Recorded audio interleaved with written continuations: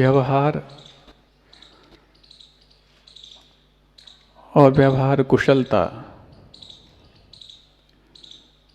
इन दोनों के बीच जो फर्क है वो व्यवहार धर्म का ही फर्क है। संसार में रह करके व्यवहार छूटता नहीं, तो संसार को छोड़ने के लिए व्यवहार को छोड़ना भी जरूरी। निश्चय सिर्फ इतना ही है कि आत्मोन्मुखी हो जाओ, आत्म केंद्रित हो जाओ, लेकिन वो अंतर्मुहूर्त से ज़्यादा हो सकता नहीं। ये बात अलग है कि वो अंतर्मुहूर्त बार बार लाए जा सकते हैं, लेकिन उन दो अंतर्मुहूर्त के बीच में जिनमें निश्चय था, व्यवहार आए बगैर रहता नहीं। और व्यवहार में कोई कितना भी निष्णात व्यक्ति क्यों ना हो, 100% अंक पा सकता नहीं।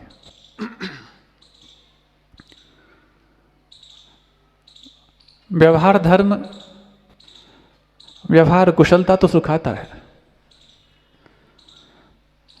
लेकिन उस व्यवहार धर्म की भी अपनी अपनी अनेक सीमाएं हैं। आप किसी को कितना भी संतुष्ट करना चाहो, सबसे बड़ा असफलता का कोई यदि मार्ग है तो हर किसी व्यक्ति को संतुष्ट कर पाना। एक दार्शनिक ने दूसरे दार्शनिक से पूछा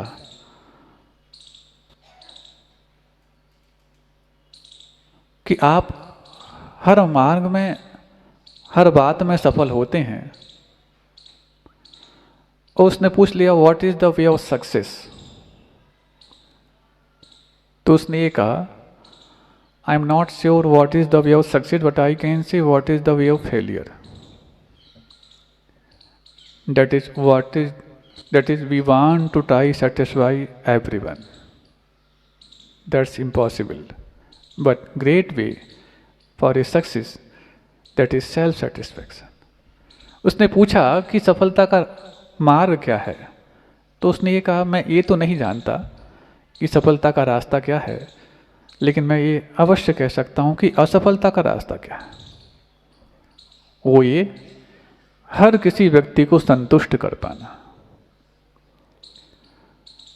लेकिन हर व्यक्ति खुद को संतुष्ट करने लायक सफल अवश्य हो सकता है। बड़े बड़े कार्य हों तो भी और छोटे से कार्य हों तो भी, ऐसा नहीं कि छोटा सा कार्य है तो उसमें हर व्यक्ति संतुष्ट हो ही जाएंगे। तो बड़े कार्यों में तो संतुष्टि की गुंजाइश रह ही जाती है, उसको तो पूरा करना और कठिन है। इसीलिए रमता जोगी बहता पानी कहा गया। अधिक किसी समय भी किसी स्थान पर आप रहो, उसके साइड इफेक्ट आना शुरू हो जाते हैं। कुछ एक स्थान होते हैं जहां पर साइड इफेक्ट आने की संभावनाएं कम। जैसे जिंतूर में 9.5 महीने पिछले वर्ष रुके, लेकिन हर जगह ये लागू हो जरूरी तो नहीं, और यहां पर्याप्त हम समझ चुके हैं कि हो चुका है। क्योंकि ज़्यादा होने से फिर साइड इफेक्ट ना आए, इस प्रकार की संभावना ना बने, उसके लिए भी तैयारी होनी चाहिए। अभी तक तो नहीं आए हैं, लेकिन जब लक्ष्य सामने होता है और लक्ष्य को बेतरतीबी से प्राप्त करने की बात आए तो फिर यहाँ वहाँ देखने की बात नहीं।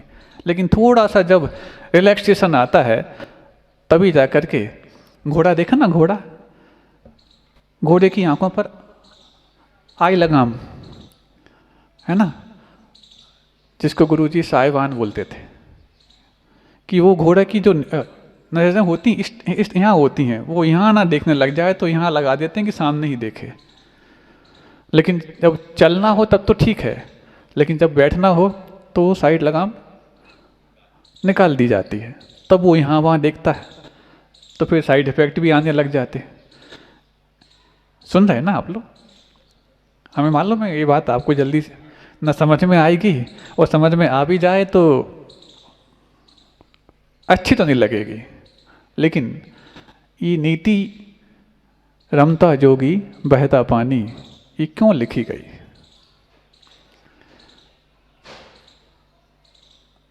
कितना भी अच्छा सब कुछ हो रहा हो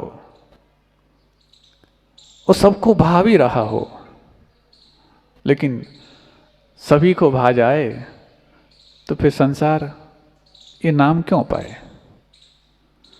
तो उसका कुछ ना कुछ आ सकता है, आता रहता है। तो यही व्यवहार धर्म है कि आप व्यवहार में कितने भी निष्णात हो जाएं, 100% अंक नहीं पा सकते।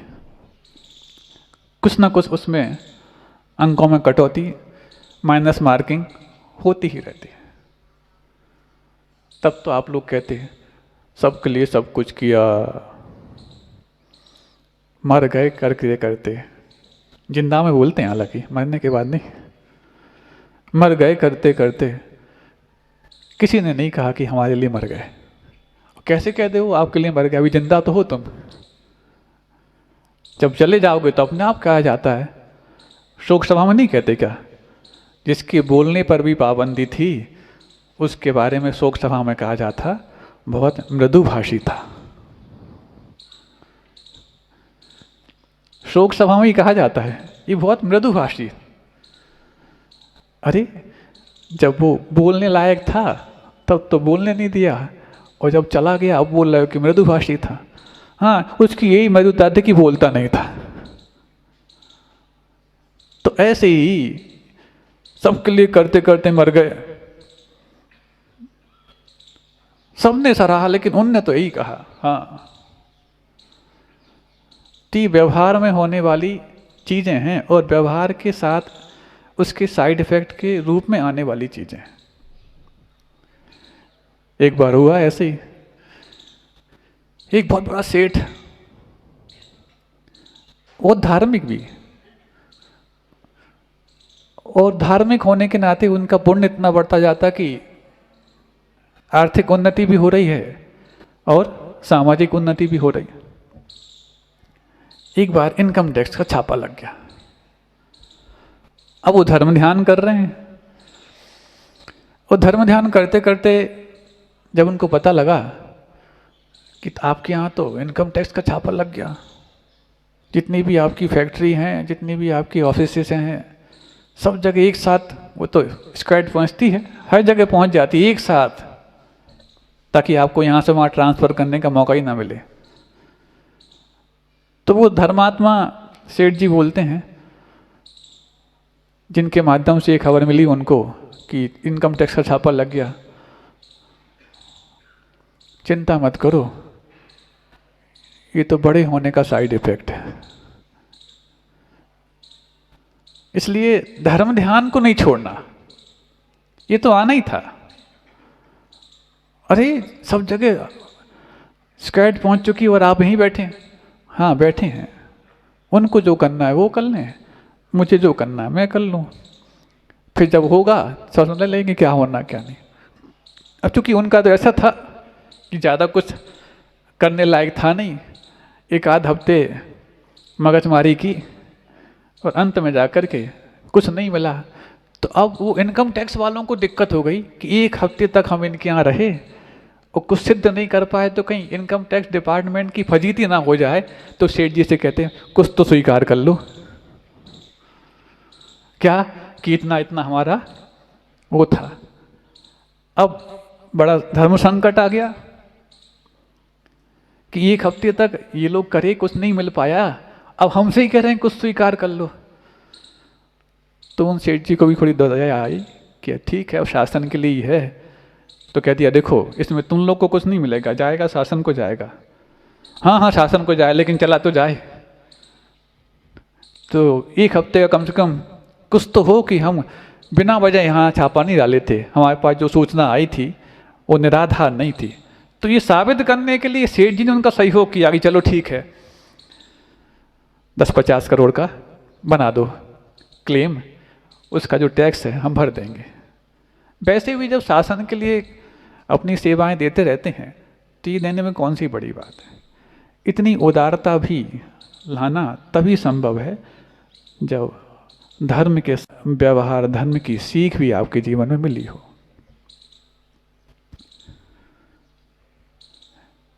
कुछ लोग ऐसे होते हैं कि मान लो बच्चों की शादियां नहीं हो रही हों तो जानबूझ करके इनकम टैक्स डिपार्टमेंट को खुद की शिकायत भेज देते हैं कि फलां व्यक्ति के यहाँ बहुत नंबर 2 का है तो छापा लग जाए। अब छापा लगेगा तो पक्की बात है, फिर कुंडली वाले लड़की वाले समझ जाएंगे जब उनके यहाँ तो छापा लगा था मतलब बहुत अरबों की होगी तब तो जा करके।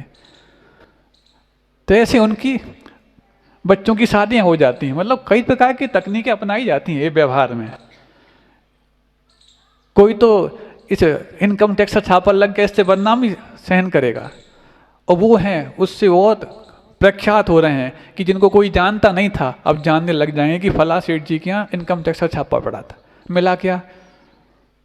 क्या मिलने वाला था? हाँ, इनकम टैक्स डिपार्टमेंट को कुछ नहीं मिला, लेकिन इनको तो कम से कम बहू मिल जाएगी कि हाँ थोड़े बहुत हैं। तो ऐसे कई प्रकार के हथकंडे अपनाए जाते हैं। हम बात कर रहे थे व्यवहार और निश्चय की, कि निश्चय बहुत आसान है, निश्चय में जीना, निश्चय में रहना बहुत आसान है, लेकिन जब व्यवहार की बात आती है, व्यवहार कुशलता अच्छों को नसीब नहीं हो पाती। और साधु के जो 28 मूल गुण हैं, उन 28 मूल गुणों में तो बहुत सारे मूल गुण, वैसे तो सभी मूल गुण उनके निश्चय के लिए साधन बनते हैं। कुछ होते हैं जो डायरेक्टली निश्चय में ही होते हैं, सामायिक इत्यादि। कुछ होते हैं जो बहुत व्यवहारिक समझ में आते हैं, आहार इत्यादि। उसके लिए 3 मूल गुण रखे गए। एक तो एक भुक्ति, दिन में एक बार ही भोजन करना। दूसरा स्थिति भोजन, यानी खड़े होकर के ही करना। और तीसरा एषणा समिति, एषणा समिति का पालन करते हुए करना, यानी कि 32 अंतरायों को पालना, 40 दोषों को टालना, आदि आदि। ये तो पूरे व्यवहार में उपयोग होने वाले मूल गुण हैं। गुरु जी कई बार कहते, बाकी अन्य मूल गुणों में तो तुम 100% अंक भी ला सकते हो, लेकिन इसमें पासिंग मार्क्स लाना भी बहुत मेहनत करवाता है। क्यों? पराश्रित है, दूसरों पर निर्भर है। तुम इतना ही सुन सकते हो, मन शुद्धि, वचन शुद्धि, काय शुद्धि, आहार जल शुद्ध है। तुम तहकीकात करने जाओ, क्या है तुम मन शुद्धि बोल रहा है, वाकई में बोल रहा है का? मना पर्याय ज्ञानी यदि कोई साधु हैं, उनको भी कह दिया जाता कि आहार के समय मना पर्याय ज्ञान का उपयोग नहीं करना।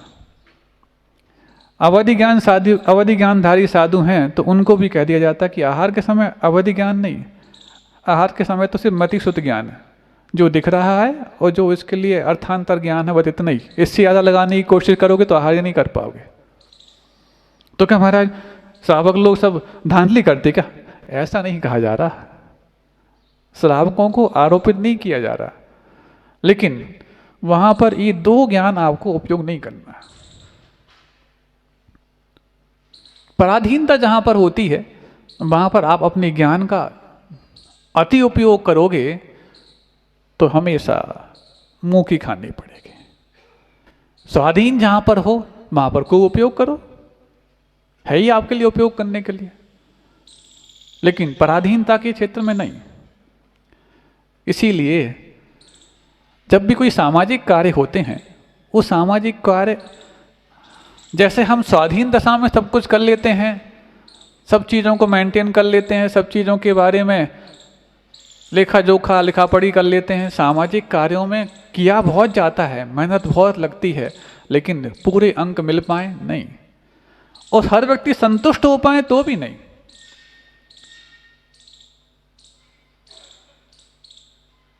ऑडिट करा लो, ये करा लो, वो करा लो, लेखा जोखा करा लो, सब कुछ करा लो तुम।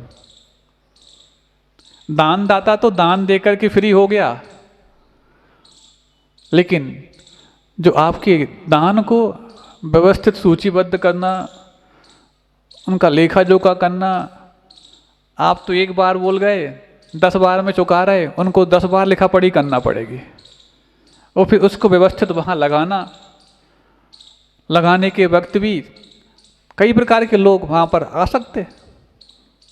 जब कोई चीज़ बाजार से लाके वहाँ लगानी हो तो अलग अलग जिनके यहाँ से खरीदी गई है उसके बारे में, जिनके यहाँ से नहीं खरीदी गई सब लोग कहेंगे महंगी दे दी, महंगी दे दी। और जब उनके पास पूछने गए थे तब उनके यहाँ महंगी थी, और जब उनसे नहीं खरीदी थी तो फिर हम तो सस्ते में दे रहे थे।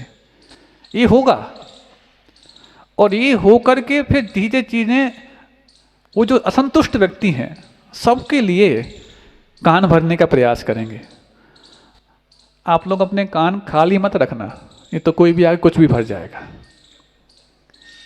पहले से भरे रखना, क्योंकि तुम्हारे लिए गुरुओं ने इतना कुछ भरने के लिए दे दिया है कि तुम्हें दूसरे की बात भरने लायक गुंजाइश ही नहीं बचेगी। होगा, क्योंकि बड़े बड़े कार्य होते हैं, बड़े बड़े कार्यों में सबको संतुष्ट करवाना आसान नहीं होता। सब संतुष्ट हो ही नहीं सकते।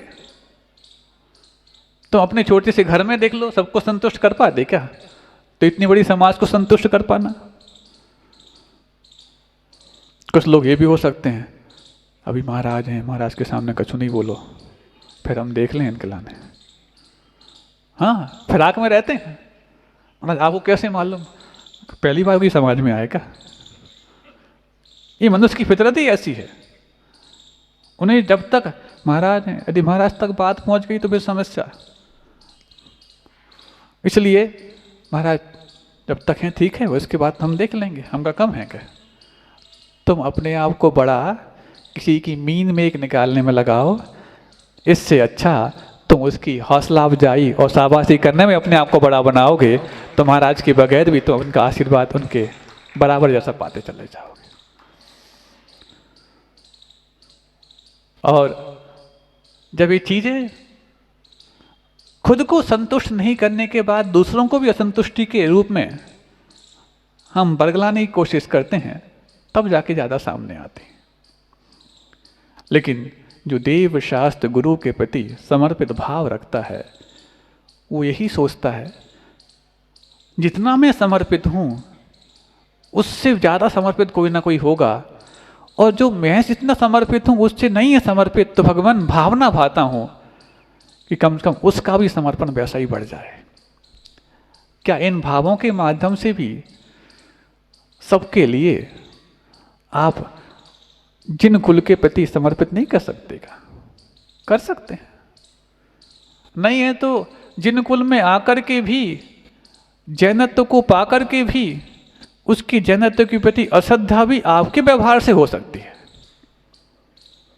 हम तो बहुत सोच करके आए थे कि मंदिर में जाओ, पूजा भक्ति स्वाध्याय करो, मन अच्छे होते हैं, लेकिन वहां तो देखा तो और हम पहले ही अच्छे थे कम से कम। ये अश्रद्धान के लिए कारण आपका व्यवहार हो सकता है।